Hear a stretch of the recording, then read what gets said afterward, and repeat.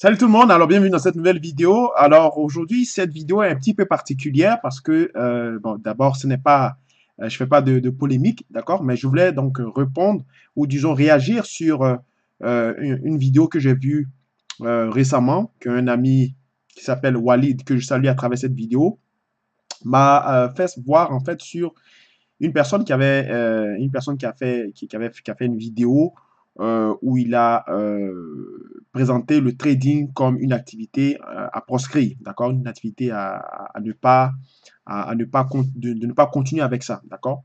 Donc, pour tous ceux qui veulent me découvrir, avant de poursuivre, mon nom est François Ablé, donc je suis le responsable de la structure éducative et informative qui est le GSTA, le Global Structured Academy, donc qui est une académie en fait d'apprentissage de trading en ligne. Vous pouvez donc nous suivre à travers Facebook et aussi à travers la chaîne YouTube, voilà. Et aussi nous avons un site web qui est le www.gstacademy.com, voilà. Donc ce que je disais tout à l'heure, c'est que ce n'est pas pour faire de la polémique, mais je voulais simplement réagir sur la vidéo qui a été faite par cette personne qui en fait a fait beaucoup d'amalgames et je dis, a été partial dans l'ensemble de sa vidéo. Cette personne a énuméré 6 points sur lesquels elle s'appuyait pour en fait amener les traders particuliers à justement donner dos au trading. D'abord, avant de poursuivre sur cette vidéo, donc sur l'idée qu'il a énoncée, moi personnellement, j'ai toujours dit dans mes vidéos, vous pouvez voir en arrière, j'ai toujours dit en fait que le trading en fait n'est pas une activité sur laquelle, en tant que trader particulier, vous devez mettre tout votre espoir là-dessus, tout votre, je peux dire, tout votre va-tout sur le trading. Le trading, pour moi, est un moyen que j'utilise pour décupler mon capital, d'accord, que j'utilise pour acquérir plus d'argent. Donc, c'est une stratégie comme tout autre de prospérité économique. Il y en a d'autres, hein, mais le trading, pour moi, fait partie de mes compétences parce que j'ai été trader en salle de marché, j'ai étudié l'économie, la finance, donc j'ai un certain bagage que j'utilise pour tirer profit justement du marché financier de sorte à dupliquer mon capital. Bien sûr, il y a des avantages. L'avantage, c'est que voilà, on est son propre patron, on travaille à n'importe quelle heure qu'on veut, on travaille n'importe où, à partir du moment où on a accès à Internet avec un ordinateur. Et puis également, bon, beaucoup d'autres avantages. Et puis il y a aussi les inconvénients, bien sûr. Il y a les inconvénients du fait que, voilà, c'est une activité à capital variable, donc vous êtes votre propre patron, donc vous êtes responsable de vos pertes, attention. Et puis aussi, c'est une activité à laquelle il ne faut pas être trop exposé, sinon les marchés, puisque les marchés sont totalement aléatoires, et beaucoup d'autres inconvénients. Donc, ce n'est pas le but de cette vidéo de présenter les inconvénients et les avantages que j'ai déjà fait dans le passé. D'accord? Je pourrais revenir là-dessus hein, au moment opportun.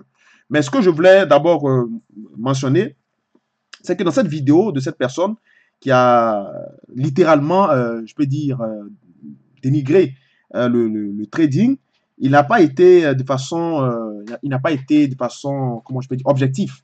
Il a été très partial. Il a montré seulement ce qu'il avait envie de montrer. Il n'a pas donné aussi le bon côté. La seule chose que je retiens dans ce qu'il a dit, parce que j'ai pris note, il a dit en fait, il a fait en fait la promotion de l'analyse fondamentale. Bon, l'analyse fondamentale, c'est ce que j'ai toujours dit. J'ai toujours dit que l'analyse fondamentale est euh, une chose qui permet aux traders de connaître le sens du marché, parce que c'est les fondamentaux qui guident le marché, d'accord? Et l'analyse technique nous permet d'optimiser des points d'entrée pour pouvoir profiter des mouvements sur les marchés financiers. Ça ne veut pas dire que si on n'est pas, on ne s'intéresse pas à l'analyse fondamentale, on ne sera pas bon au trading. Ça ne veut pas dire ça. Ça veut dire simplement que on a plus de chances de gagner sur les marchés financiers parce que il y a beaucoup de traders, par exemple, qui se sont juste intéressés à l'analyse technique, qui ont fait fortune.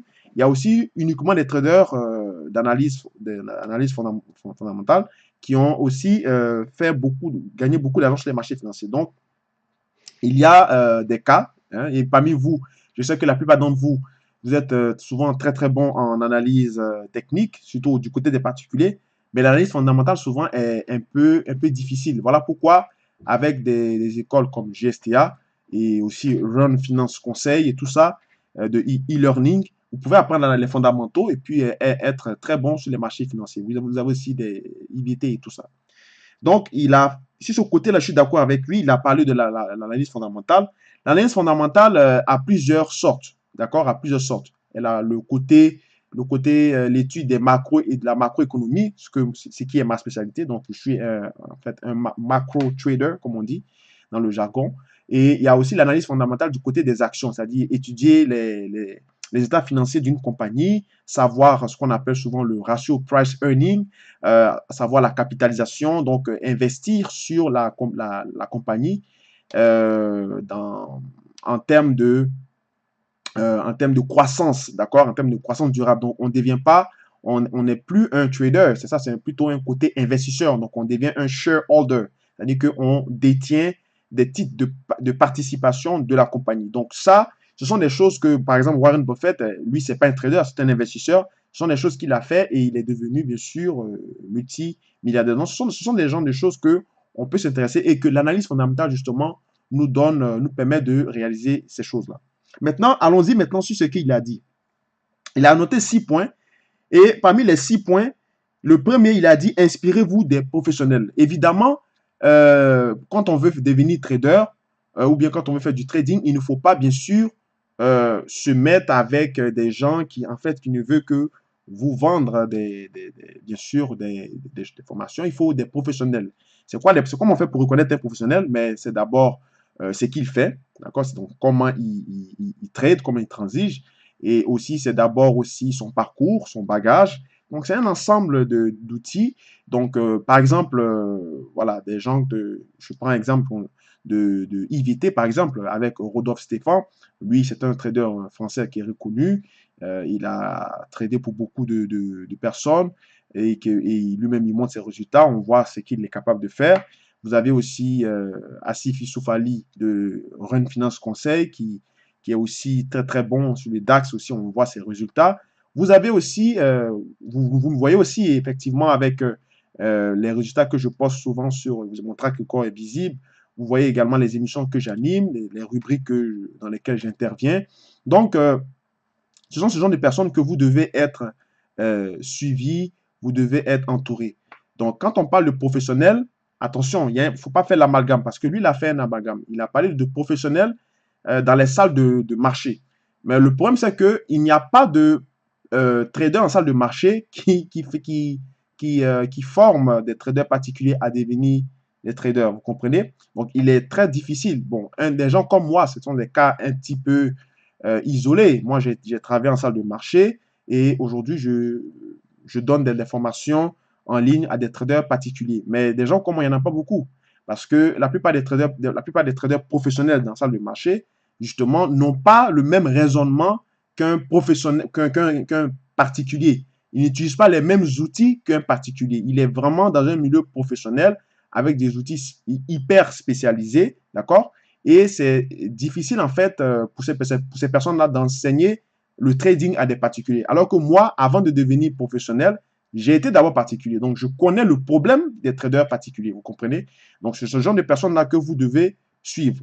Ensuite, il a dit, une des raisons pour lesquelles il déconseille le trading, c'est d'arrêter c'est que le trading, on enrichit les brokers, d'accord, avec les CFD.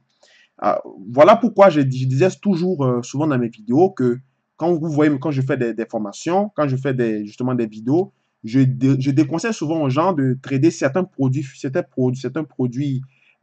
financiers, certains actifs financiers, je les déconseille de les transiger en CFD et que ce serait plutôt mieux en futur. Parce que les CFD, comme le nom le dit, Contract for Difference, c'est un produit à chambre de compensation. C'est un produit où on a besoin d'un intermédiaire, d'accord? Quand vous avez vos ordres, c'est votre broker qui dispatche justement vos ordres, donc il voit ce que vous faites éventuellement. Donc, si c'est un broker qui est malhonnête ou malveillant, il peut faire des malversations et puis il peut jouer contre vous.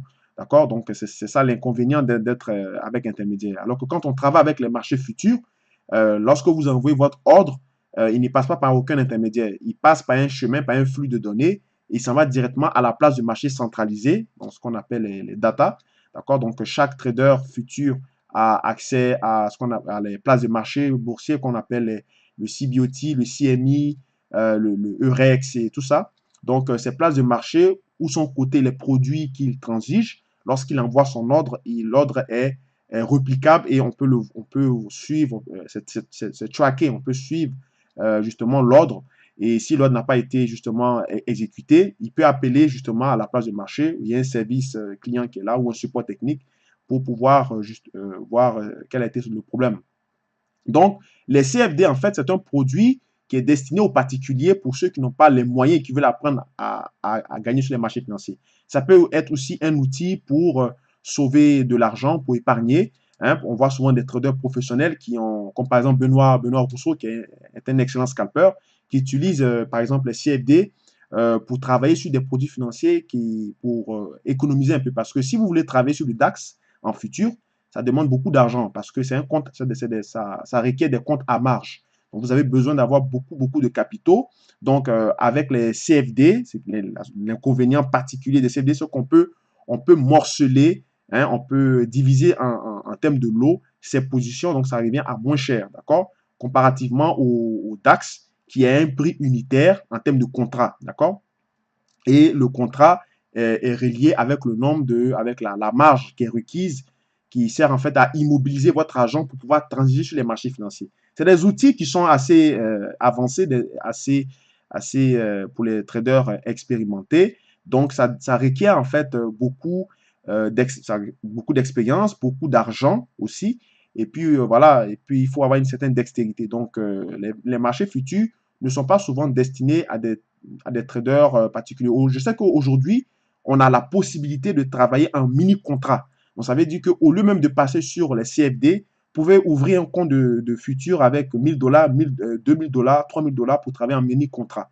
Parce qu'en général, pour travailler pour travailler en contrat, il faut avoir au moins 15 000, 20 000 $, d'accord? Mais avec aujourd'hui 10 000, 5 000, 2 000, même 1000, je crois, vous pouvez travailler en mini-contrat. Le problème, c'est que vous serez exposé au marché. Vous n'aurez vraiment pas droit à l'erreur parce que les marges sont assez élevées. Donc, vous n'aurez pas vraiment droit à l'erreur. Vous ne devez pas vous tromper. D'accord? Donc, c'est très stressant. Et quand on fait du trading, la première chose à éviter, c'est d'être stressé. Vous comprenez? Voilà pourquoi je ne recommande pas aux gens d'ouvrir un compte futur avec un compte de 1000 $ plutôt que d'ouvrir un compte de CFD. Donc, ça, il n'a pas spécifié ça. Il a dit qu'on enrichit le broker. Et enrichir le broker, ça dépend aussi. Si vous travaillez sur le Forex, c'est la compensation. Des brokers comme FXCM maintenant ont eu bien sûr des régulations là-dessus sur les Forex. Je pense qu'ils sont non-dealing desk. Donc, ça peut être avantageux de travailler sur le Forex avec FXCM ou autre courtier. Mais il faudrait faire vraiment attention parce que je vais faire une vidéo là-dessus sur les brokers à éviter et puis ceux aussi que je recommande. Voilà. Il a dit la troisième chose que de ne pas perdre votre temps.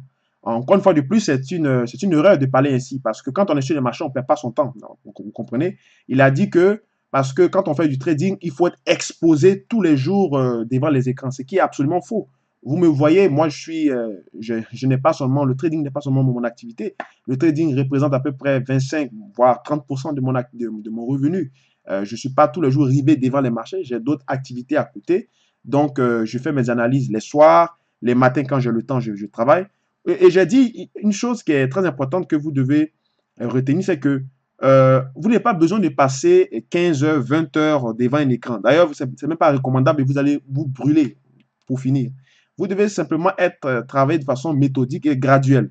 Même si vous passez 15, même pas 15 heures, 15 minutes chaque jour devant un écran, vous allez voir qu'au fur et à mesure que vous allez avancer dans le temps, vous allez développer un certain automatisme, une certaine expertise que vous allez bien sûr l'utiliser pour le monnayer sur les marchés financiers. Parce que le but n'est pas de passer 15 heures, 20 heures devant les écrans, mais plutôt de travailler de façon graduelle, de façon progressive. Et au trading, vous pouvez faire votre journée, vous pouvez faire une journée de trading et puis faire pratiquement votre mois, d'accord? Ce qui est chiant aussi, ce qui est vrai de dire, c'est que vous pouvez aussi attendre des signaux de 1 heure, de 2 heures, d'accord? Et mentalement, il faut être fort parce que vous le voyez dans mes vidéos de trading, Souvent, c'est ennuyant de me voir trader parce que je suis là, j'attends vraiment le bon moment, je ne suis pas pressé. Mais c'est une leçon que je suis en train de vous donner comme ça. C'est pour vous dire que le trader, ce n'est pas une machine à clic. C'est vraiment quelqu'un qui repère des opportunités, qui agit un peu. J'aime pas trop prendre la comparaison, mais c'est le cas de dire. On agit comme des snipers. On regarde quand on voit qu'il y a une possibilité de gagner dans un certain mouvement de marché. On agit, on frappe, d'accord? Et c'est la même chose comme ça que vous devez réagir. Vous devez également ajuster votre activité de trading en fonction de votre emploi du temps. Si vous n'avez pas le temps de trader, ne tradez pas, tout simplement. Si vous avez un peu de temps, ben, utilisez en fonction du time frame. Quelqu'un, par exemple, qui travaille le matin, qui fait, on va dire, qui est un employé qui fait du 9 à 5, il va au travail à 9 heures, il vient à 5 heures. Mais lui, il peut faire du swing trading, d'accord? Il ne peut pas faire du day trading puisqu'il n'est pas devant les écrans, il est au travail. Donc, il peut faire du day trading, c'est-à-dire qu'il peut, les soirs, quand il revient à 5 heures, quand il descend du travail, le soir à 6 heures, 7 heures, quand les marchés sont calmes, il analyse le marché, il se met des alertes, d'accord? Il se met des ordres conditionnels de prix, ou alors il se met des alertes. Et puis, quand le marché atteint, ça sonne, quand le marché atteint un niveau, ben, il vient, il agit, il travaille. Ou alors, tout simplement, il peut rentrer en position, mais ajuster son risque. Parce que quand vous faites du swing trading, vous ne risquez pas le même montant que vous risquerez lorsque vous êtes en day trading. Vous allégez vos risques, vous mettez des positions pour laisser le marché respirer assez vaguement pour vous permettre en fait de pouvoir profiter de longs mouvements. Je le fais assez souvent avec les étudiants dans la formation, ils peuvent témoigner. Et puis lorsque vous êtes en position, vous êtes gagnant, vous sécurisez votre capital. C'est tout simplement ça. Donc ça, il n'a pas parlé de ça et je trouve que il aurait pu dire parce qu'au trading, on ne perd pas son temps. Quand on est sur un marché, c'est comme si ne cherchez pas à investir parce que vous allez perdre votre temps. Mais pourquoi on va perdre notre temps? On attend une opportunité, donc on ne perd pas notre temps. Quand on attend une opportunité, on ne perd pas notre temps. On est en train, bien sûr, de s'assurer que tout est fait dans les règles de l'art et qu'on peut vraiment profiter de cette opportunité qui nous sont présentées. Ensuite, il a dit que le trading est une méthode d'investissement risqué et que vous devez réduire votre risque. Bon, encore là, c'est absolument faux. Le trading n'est pas une méthode d'investissement risqué. Au contraire, d'ailleurs même dans les banques, je ne sais pas si j'ai le droit de vous le dire, mais moi j'ai travaillé voilà, dans les banques et normalement la banque embauche des traders. La banque embauche, mais pas plus maintenant parce que maintenant bon, on peut tout faire avec voilà, il y a des machines qui sont là, on fait du day trading, d'accord? On fait du day trading algorithmique, donc la banque achète voilà, des machines, recrute des traders, des traders avec des quants, des gens qui sont très brillants en mathématiques ou en physique. Et puis, ces gens-là se mettent ensemble pour établir des stratégies pour, bien sûr, profiter des mouvements sur les marchés financiers. D'accord? Et le trading représente à peu près, mettons, 10 à 15% maximum du capital de la banque, parce que la banque doit vendre également des produits financiers et aussi faire de l'investissement qu'on appelle le fixed income, donc des investissements de gestion alternative, d'accord? Donc, la banque aussi fait du trading et elle recrute des traders comme vous, comme moi, et avec des mathématiciens, des physiciens. On met en place des stratégies, on utilise des ordinateurs. C'est pour ça que maintenant, on n'embauche plus des traders dans les banques. Mais sinon, avant, c'était le cas, on embauchait des traders. Et ces gens-là font de la spéculation. Ces gens-là font fructifier l'argent des épargnants. Et puis, le retour sur investissement que la banque vous a promis, bah, elle vous le donne, puis elle garde le reste. Si la banque vous a promis, par exemple, 3% par année sur un de ses produits financiers, bah, elle peut, avec votre argent, lorsque vous achetez, cet argent-là, elle fait du trading avec ça. Il y a une partie qui va pour faire du trading. Elle peut faire 400% de retour là-dessus ou bien 300%. Et puis, on vous donne vos 3% qu'on vous a promis. Voilà. Donc, vous ne savez pas que la banque fait du trading. Mais oui, les banques font du trading, les institutions font du trading. Et ce n'est pas le trading, en fait, avec les outils que nous avons en tant que particuliers. C'est d'autres ordinateurs, c'est d'autres plateformes qui sont souvent réservées aux institutions et qu'ils utilisent pour le faire. Donc, dire que le trading, ce n'est aucune méthode d'investissement risquée, ce n'est pas vrai. Beaucoup de traders gagnent de l'argent sur les marchés. Même moi, je gagne de l'argent sur les marchés financiers. Aujourd'hui, par exemple, lorsque ou dans la semaine, quand j'ai tradé, voilà, j'ai perdu de l'argent, mais l'argent que j'ai perdu représentait seulement environ 1% de mon capital. Donc, j'ai su gérer mon risque, d'accord? Il y a des jours où je peux faire 3% en une journée, il y a des jours où je peux faire 4% en une journée, il y a des jours où je perds en général 0,5, mes pertes sont souvent tolérées entre 0,5 et 1%. Donc, à partir du moment où vos pertes sont tolérées, il n'y a pas besoin, c'est une question de money management. Je ne connais pas un commerçant qui ne fait que gagner, d'accord? Un commerçant n'est pas jugé sur une journée de son commerce, il est jugé sur le mois en question. Donc, il peut accumuler plusieurs petites pertes et puis faire un gros gain pour effacer toutes les petites pertes qu'il a accumulées. Et puis, il en profite à la fin du mois. Voilà. Donc, ce n'est pas vrai ce qu'il a dit. Il a dit encore une autre chose, qui est la cinquième chose. Il a dit, ça n'apporte aucune valeur ajoutée et de développer vos compétences. D'accord? Il dit que le trading n'apporte aucune valeur ajoutée. Mais ça se voit que en fait, il ne connaît pas en fait l'histoire du trading parce que la spéculation boursière, le trading, les marchés financiers ont débuté sur les produits en futur, d'accord, à la bourse de Chicago. Et avant les traders sur les marchés futurs, qui étaient uniquement les marchés des matières premières, leur but, c'était de spéculer sur la plupart, c'était les produits agricoles, les produits alimentaires, les denrées alimentaires, de sorte à couvrir les agriculteurs ou les producteurs au cas où il y aurait des décalages inattendus sur les marchés financiers. Par exemple, si quelqu'un qui fait l'agriculture du cacao, d'accord, le cacao étant une denrée alimentaire qui est utilisée dans la consommation des particuliers, le prix étant fixé par l'offre et la demande, les traders justement, sur le cacao vont vont vendre justement et acheter par contrat entre les négoces et les producteurs. Donc la différence des prix, c'est ce qu'on appelle souvent l'arbitrage ou bien le spread.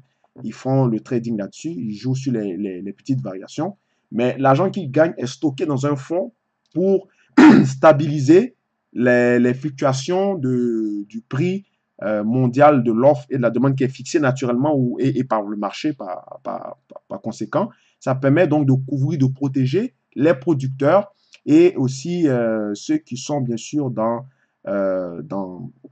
disons, dans l'organisation de pouvoir vendre le cacao ou les pays producteurs en fait à l'étranger. Donc, ça permet de stabiliser le prix, d'accord? Il y a des pays, par exemple, qui produisent le pétrole, ok? Ces pays qui produisent le pétrole, puisque le pétrole est fixé par le prix, par un prix mondial, par une offre mondiale et une demande mondiale, d'accord?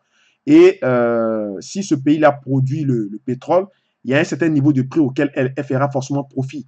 Donc, si le prix mondial du pétrole descend en dessous du prix auquel elle est habituée à faire profit ou qu'elle doit utiliser pour faire profit, il y a des traders de ce pays-là, en fait, pour cette production en question, qui vont essayer de prendre des profits et le stocker dans un fonds pour stabiliser toujours le prix du pétrole à l'intérieur du pays. Ce qui fait qu'il y a des pays, par exemple, si le pétrole est 50 $ le baril, d'accord, dans ce pays-là, en général, vous allez avoir des prix du pétrole à la pompe ou à l'essence à la pompe qui seront, par exemple, de 1 $ et 10 tout le temps. Pourtant, dans certains pays, ça ne fait que varier. Mais c'est parce qu'il y a des traders qui sont là pour couvrir justement les risques de fluctuation à travers un fonds. D'accord? Donc, je pense que il ne connaît pas en fait vraiment l'histoire du trading. Voilà pourquoi il a mentionné ça. Ensuite, la dernière chose qu'il a parlé pour finir donc cette vidéo, il a parlé de le bon sens. Il a dit que le trading, il faut éviter le trading pour une question de bon sens parce que il a fait en fait un parallèle entre la valeur réelle et la valeur intrinsèque. Encore une fois de plus, s'il connaissait vraiment l'histoire de la finance et de la bourse, il allait savoir que la plupart des traders que vous connaissez, comme Paul Tudor Jones, Noel Gottsman, euh, Henri Duvary, euh, Bruno Xil et tout ce grand monde-là. Ces, euh, ces gens-là, en fait, c'est des spéculateurs. George Soros et tout ça, c'est des spéculateurs. C'est des traders, c'est pas des gérants de fonds, d'accord? C'est pas des investisseurs. Ils ont peut-être investi pour eux, mais leur activité qui les a fait découvrir à la planète, c'est le trading. Et le trading, c'est le plus vieux métier au monde, le commerce, parce que souvent les gens oublient la notion de trading. Quand on parle de trading, on parle de commerce, le commerce des actifs financiers. C'est d'acheter un produit bas, de le revendre plus haut. Buy low, sell high. C'est tout. Il n'y a pas de, il n'y a rien de sorcier là-dedans. D'accord? C'est pas le nom qui fait changer la, la, la, comment je peux dire ça, la philosophie la philosophie de l'activité en question. C'est pas le nom. Elle demeure. Si vous prenez le mot trade, vous regardez dans le dictionnaire, vous allez voir c'est commerce. D'accord? Donc, dans la mesure où vous devez raisonner comme un commerçant, dans la mesure où si vous voulez faire la spéculation, vous devez bien sûr repérer les actifs qui sont dépréciés ou qui ont une valeur, qui ont perdu leur valeur dont la valeur, leur valeur ou leur prix réel est en dessous de leur valeur intrinsèque et que vous venez les acheter parce qu'elles présentent du bon potentiel, c'est comme si vous misez déjà sur la valeur intrinsèque. D'accord? La seule différence entre un investissement comme en termes de shareholder ou des choses comme ça, ou bien la différence entre ça et puis le trading, c'est que nous ne gardons pas nos positions sur de long terme.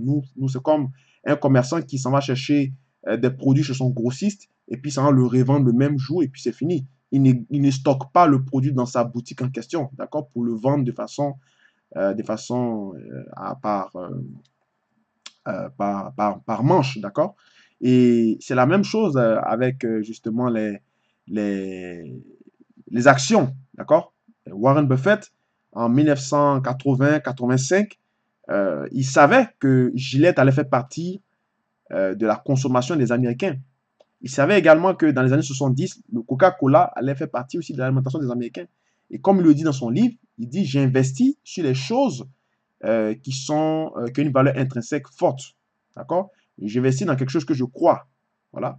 Donc, en ayant ce raisonnement, il a pris l'initiative donc d'acheter des valeurs ou des produits qui feront partie de, bien sûr, de l'alimentation des Américains.